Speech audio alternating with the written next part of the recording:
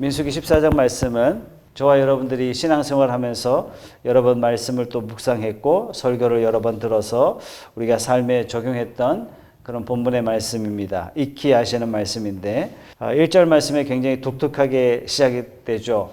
이 장면을 여러분들이 영화 보듯이 영상을 한번 만들어 보시기 바랍니다. 온 회중이 소리를 높여 부르짖으며 백성이 밤새도록 통곡하였더라. 여러분 이 장면 한번 머릿속에 한번 그려보십시오. 밤새도록 통곡하는 불신앙의 모습.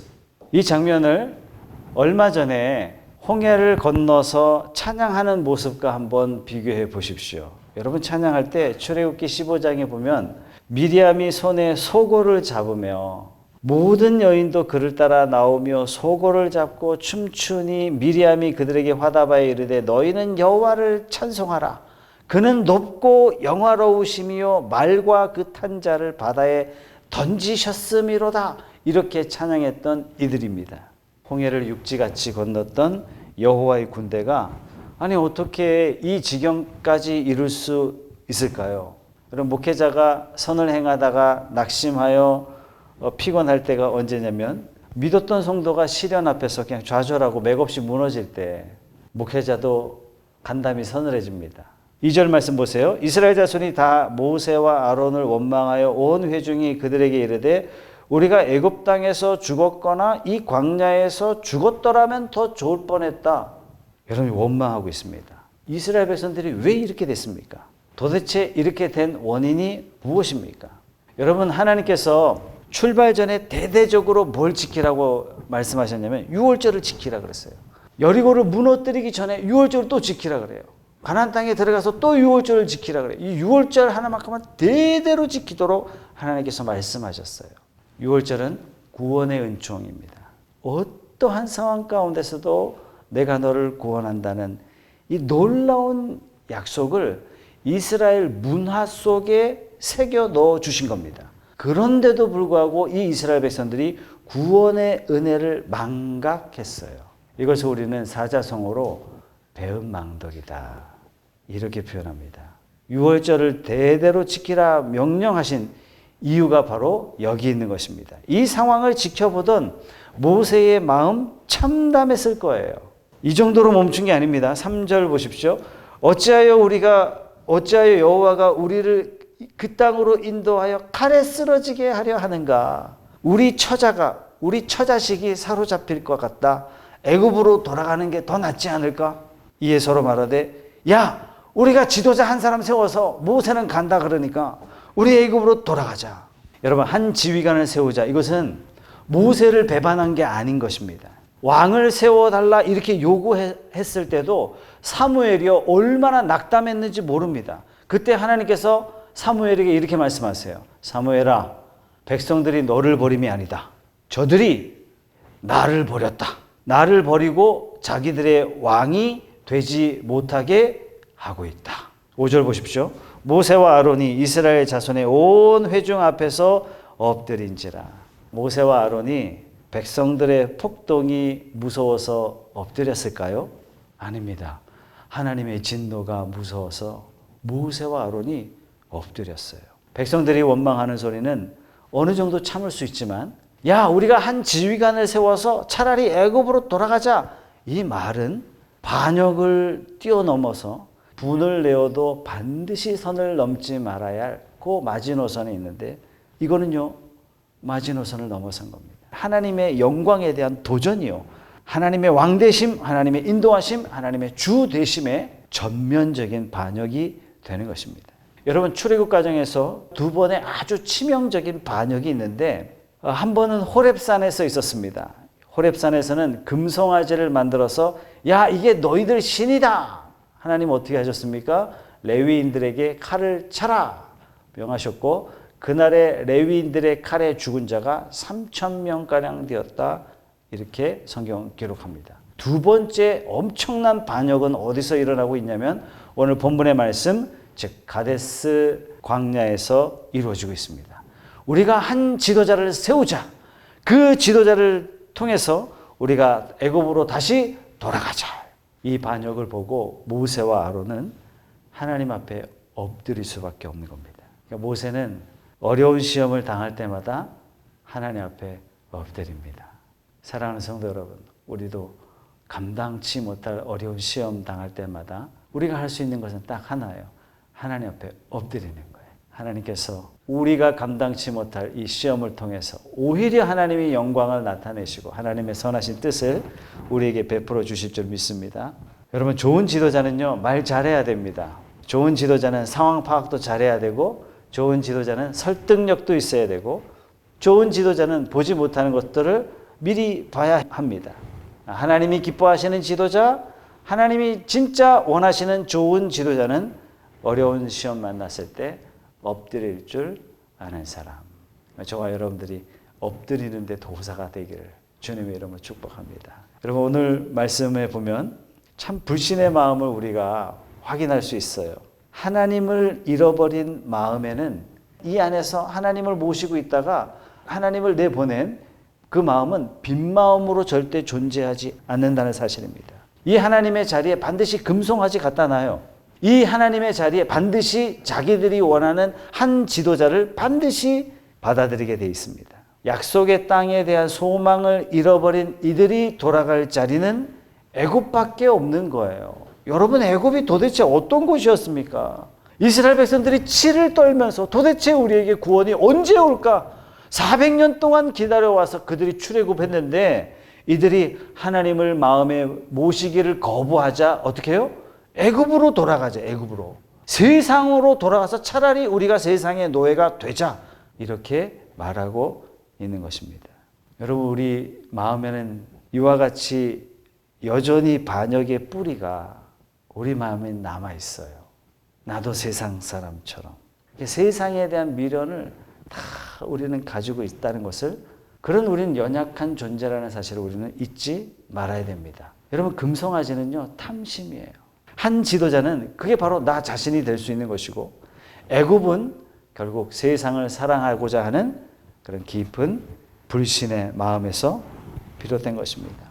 자, 이럴 때 어떻게 모세와 아론이 거룩한 분노를 내야 되는지 여호수아와 갈렙을 통해서 이렇게 말씀해 주고 있습니다. 6절 말씀에 그 땅을 정탐한 자 중 눈의 아들 여호수아와 여분네의 아들 갈렙이 자기들의 옷을 찢고, 여러분, 자기들의 옷을 찢었다는 것은 대단한 분노를 드러내고 있는 거예요. 통분을 드러내고 있는 겁니다. 7절에 우리가 두루다니며 정탐한 땅은 심히 아름다운 땅이라 여호와께서 우리를 기뻐하시면 우리를 그 땅으로 인도하여 들이시고 그 땅을 우리에게 주시리라. 믿음은 다수결이 아니라는 사실이에요. 여러분, 신앙은 절대로 다수결이 아닙니다. 우리 신앙은요, 우리 믿음의 공동체는 무엇을 따라가야 되냐면 다수의 의견을 따라가는 공동체가 아니라 하나님의 뜻이 어디 있느냐 이거예요. 하나님이 무엇을 말씀하시느냐 거기에 순종하는 것이지 다수결을 따라가는 것이 아닙니다. 만약 이때 당시에 다수결을 따라갔다면 전부 다 애굽으로 돌아가야 했겠죠. 자, 여호수아와 갈렙은 이 8절 말씀에 굉장히 중요한 전제를 던지고 있는데 뭐라 그럽니까? 여호와께서 우리를 기뻐하시면. 저는 이 고백이 굉장히 은혜가 되는 조건절인데, 우리는 이렇게 생각해요. 가나안 땅을 하나님이 우리에게 주셔야만 했어요. 우리는 그렇게 말할 수 있어요. 하나님 당연히 줘야 되는 거 아니에요? 하나님 믿는 자에게 마땅히 줘야 되는 거 아니에요? 당연시하지 않았다는 얘기입니다. 여호수아와 갈렙이 어떻게 해요? 여호와께서 우리를 기뻐하시면 우리가 가나안 땅을 받을 자격이 없습니다. 이 고백인 거예요. 우리는 가나안 땅을 받을 공로가 없습니다. 이렇게 고백하는 것과 마찬가지입니다. 우리는 자격도 없고 공로가 없지만 그럼에도 불구하고 하나님이 기뻐하신다면 우리는 능히 받을 수 있습니다. 하나님이 마치 우리에게 빚지고 계시는 것처럼 하나님 당연히 줘야 되는 거 아니에요? 하나님 마땅히 줘야 되는 거 아니에요? 하나님 이 정도 했으면 하나님 마땅히 응답을 해줘야 되는 거 아닙니까? 이런 식으로 말하지 않았다는 겁니다. 여러분, 이것이 바로 신앙의 겸손 아니겠습니까? 여호수아와 갈렙이 이들이 전한 메시지의 핵심은요, 부정적으로는 여호와를 거역하지 말라. 그들은 우리의 먹이라. 옛날 성경으로 그들은 우리의 밥이라. 그들의 보호자는 그들에게서 이미 떠났다. 이 부정적인 메시지가 그겁니다. 반면에 긍정적인 메시지는요, 여호와는 우리와 함께 하신다. 핵심이 바로 이겁니다. 우리는 이 세상에 살아갑니다.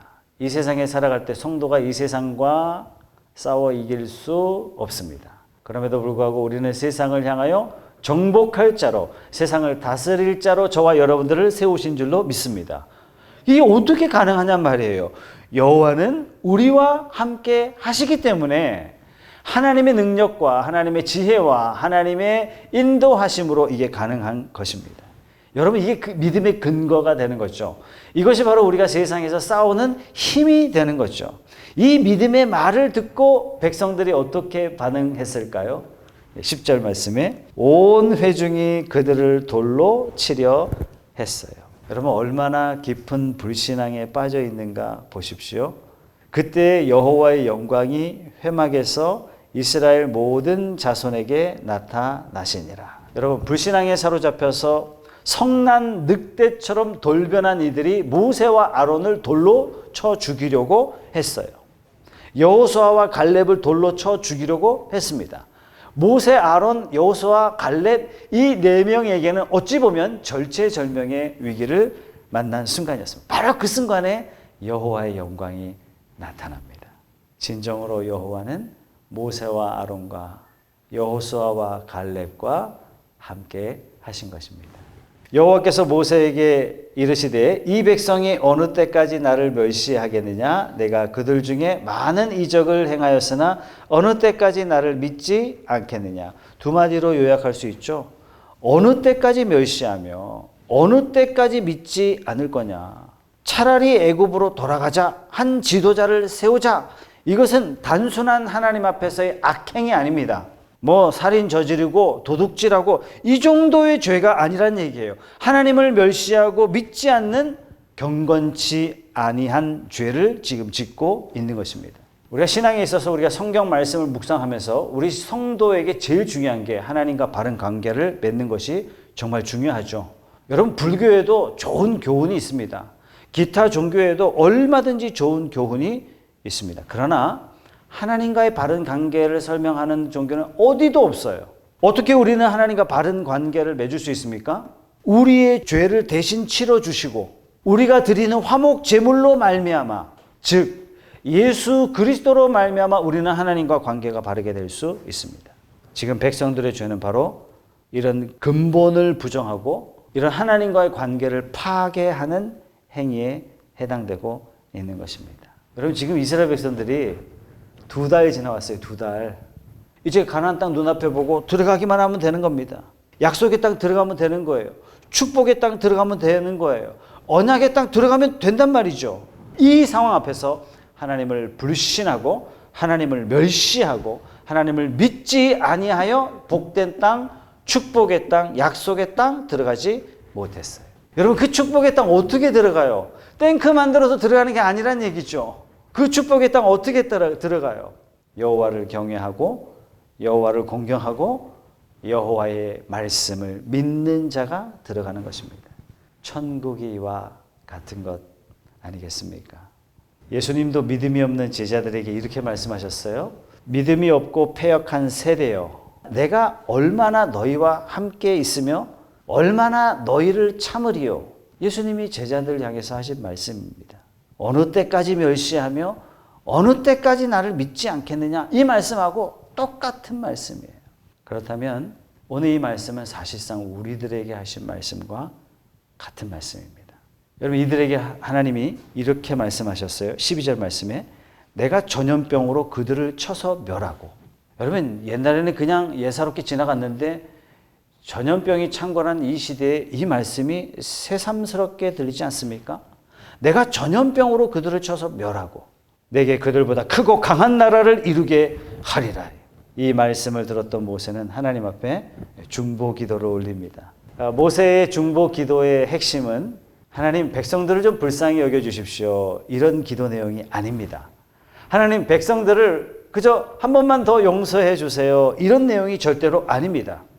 모세가 드린 기도의 핵심은 뭐냐면 하나님 참으십시오. 이유는 딱 하나예요. 하나님의 명성 때문에, 주의 명성에 해를 받을 수 있습니다. 지금 모세는요, 여호와 하나님의 거룩하신 이름을 최우선으로 생각하여 중보 기도하고 있습니다. 예수님이 우리에게 가르쳐 주신 기도 생각나시죠? 이름이 거룩히 여김을 받으시오며. 여러분, 이 기도가 지금 모세의 기도와 같은 맥락인 것입니다. 창세기부터 하나님이 약속하셨어요. 내가 여자의 후손을 보내리라. 아브라함에게 땅을 주리라. 너희를 반드시 창대케 하리라. 너희를 구원하리라. 하나님은 약속하셨습니다. 하나님 나라를 세워가는 이 길은 하나님의 거룩하신 이름이 걸린 이 위대한 구원의 역사는 하나님의 이름의 명예가 걸린 일인 거예요. 마찬가지로 나는 성도입니다 라고 우리는 세상에 살아요. 우리 세상에 살 때 세상 사람들은 최석찬 한 사람, 최석찬의 인격 한 사람으로 평가하는 것이 아니라 나 한 사람의 행동과 생각을 통해서 그를 통하여 역사하시는 거룩하신 하나님의 이름의 명예가 걸려 있다는 사실을 우리가 한시도 잊지 말아야 됩니다. 우리는 세상에서요, 크리스찬이네, 성도네, 나는 교회 다니네, 그리고 어찌 보면 세상 사람과 별반 다름없이 살아가고 있다면 내가 연약해서 그래. 우리 단순하게 그렇게 치부할 수 있는 말은 아닌 것입니다. 19절 말씀에 구하옵나니 주의 인자의 광대하심을 따라 이 백성의 죄악을 사하시되 애굽에서부터 지금까지 이 백성을 사하신 것 같이 사하시옵소서. 여러분, 모세가 무엇을 근거로 중보 기도하고 있습니까? 주님의 인자하심을 근거로 해서 기도하고 있습니다. 여러분, 18절 말씀에 보면 죄악과 허물을 사하시지만 형벌받을 자는 결단코 사하시지 아니하시고 아버지의 죄악을 자식에게 갚아 3, 4대까지 이르게 하리라. 여러분, 아버지 죄를 자식에게 3, 4대까지 이르게 하겠다. 이 말은 뭡니까? 그 죄에 대한 결과를 반드시 묻겠다 하시는 하나님의 공의로우신 하나님을 말씀해 주시고 계십니다. 여러분, 모세의 기도 18절, 19절의 기도의 내용이 여러분, 이것이 바로 십자가의 보혈의 은혜를 설명해 주시고 있지 않습니까? 누가 도대체 하나님 앞에 형벌받을 자 결코 사하지 아니하시고 그러면서 하나님의 인자하심을 나타낸단 말입니까?